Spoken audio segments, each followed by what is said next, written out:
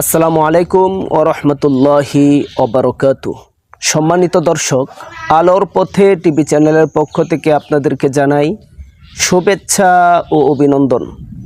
আমি আপনাদের সাথে আছি মোহাম্মদ উসমান গনি সেলিম।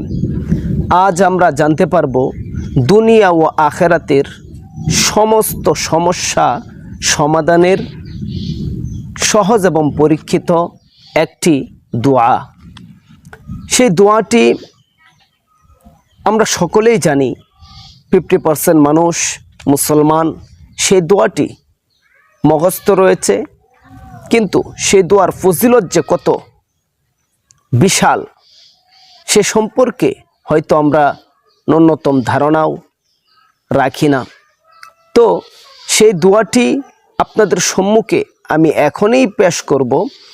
তবে সেই দোয়াটি জানার আগে আলোর পথে টিভি চ্যানেলে আপনি যদি নতুন হয়ে থাকেন অবশ্যই চ্যানেলটি লাইক, শেয়ার এবং সাবস্ক্রাইব করে পাশে থাকা বেল আইকনটি বাজিয়ে রাখুন পরবর্তী ভিডিওর নোটিফিকেশন পাওয়ার জন্য। সম্মানিত দর্শক, এমন কি দোয়া রয়েছে যে দোয়া পড়লে দুনিয়া ও আখিরাতের সমস্ত সমস্যা সমাধান হয়ে যাবে? দুনিয়ার সমস্যা সমাধান, আখিরাতের সমস্যা সমাধান। আসুন সেই দোয়াটি আমরা সবাই শিখে নেই।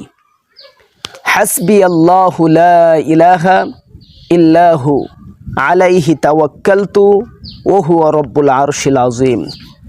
হাসবি আল্লাহু লা ইলাহা ইল্লাহু আলাইহি তাওয়াক্কালতু ওয়া হুয়া রব্বুল আরশিল আযীম।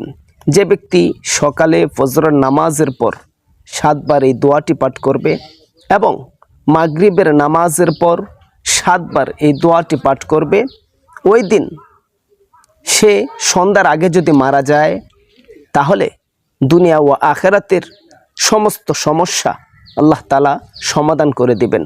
যে মারা গেলে আবার সমস্যা সমাধান হয় কি করে? আপনি যদি ফজরের নামাজ পড়ে 7 বার এই দোয়াটি পাঠ করেন তাহলে সন্ধ্যার আগ পর্যন্ত যদি আপনি দুনিয়ার জমিনে বেঁচে থাকেন, সন্ধ্যার আগ পর্যন্ত কোনো সমস্যার সম্মুখীন আপনি হবেন না।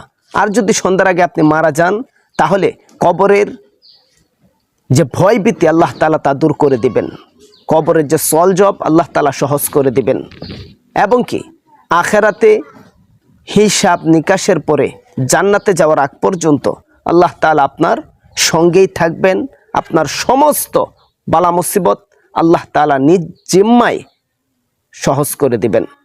আর সন্ধ্যার সময় যদি মাগরিবের নামাজের পর 7 বার এই দোয়াটি আপনি পাঠ করতে পারেন তাহলে ওই দিন ফজরের আগ পর্যন্ত দুনিয়ার জমিনে যদি আপনি জীবিত থাকেন, আল্লাহ তাআলা আপনাকে নিজ জিম্মায় আপনার যাতে কোনো সমস্যার সম্মুখীন হতে না হয় এই জন্য আল্লাহ তাআলা আপনার জিম্মাদার হয়ে যাবেন।